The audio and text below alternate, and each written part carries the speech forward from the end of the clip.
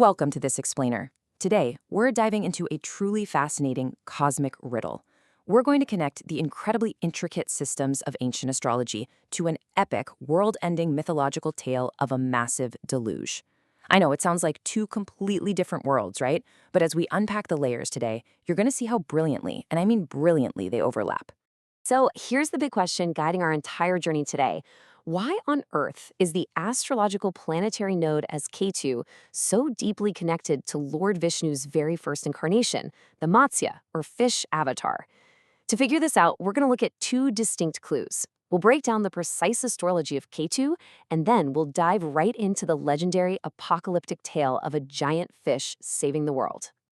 All right, let's start with clue 1, Ketu and the origin.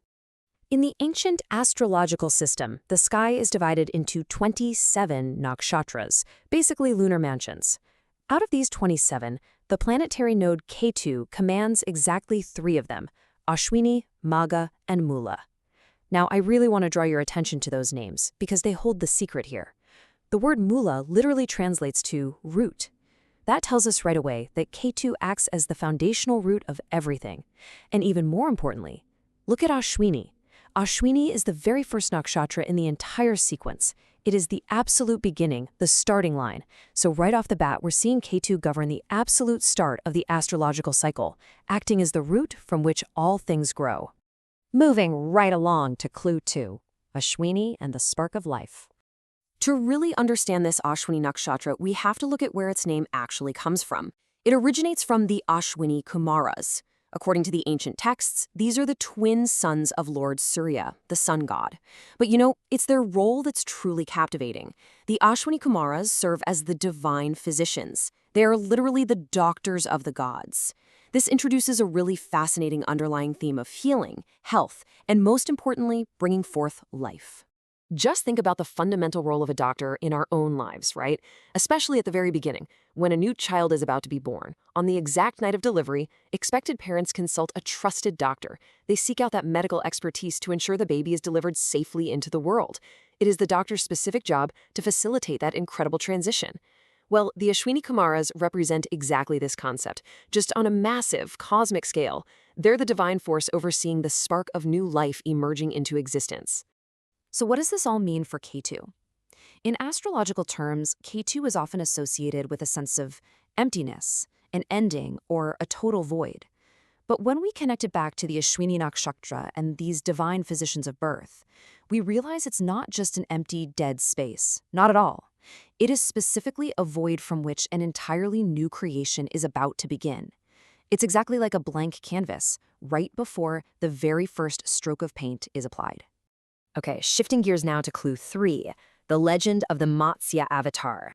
The epic scale of this mythological story begins with King Satyavrata Manu. Picture this. One day, quite unexpectedly, he discovers a tiny fish. But this is definitely no ordinary fish. It begins to rapidly grow in size, getting larger and larger until the king is just utterly bewildered.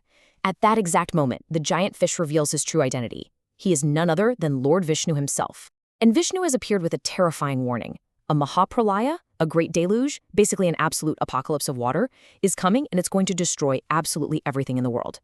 To ensure the survival of existence, Vishnu commands King Manu to immediately construct a massive ship.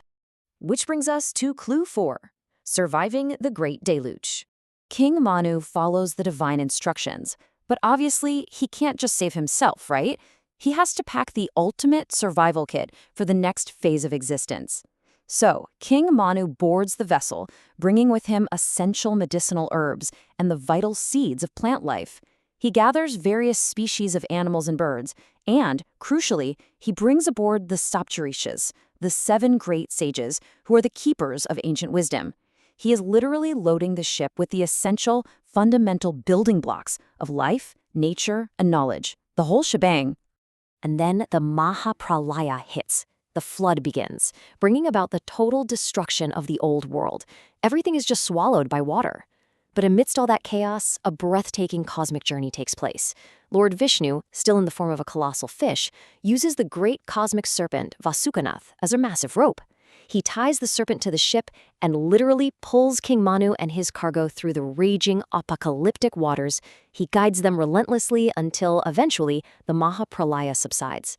The waters finally calm down, a shore appears, and the Matsya avatar safely delivers the ship to dry land, perfectly ready to seed a brand new world. Now for the grand finale, synthesis, creation from the void. Bringing these two distinct clues together reveals the profound, beautiful connection at the heart of our explainer today. Let's look at Ketu again.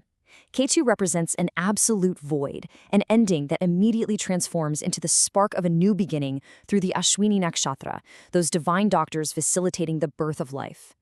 Now look at Matsya. The Matsya avatar represents the Mahapralaya, the ultimate void of the Great Deluge, the wiping out of the old world.